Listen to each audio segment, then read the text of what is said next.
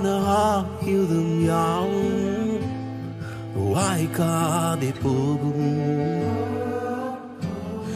செங்கடல் முன்பே நின்றாலும் பலத்தினால் கடப்போம்.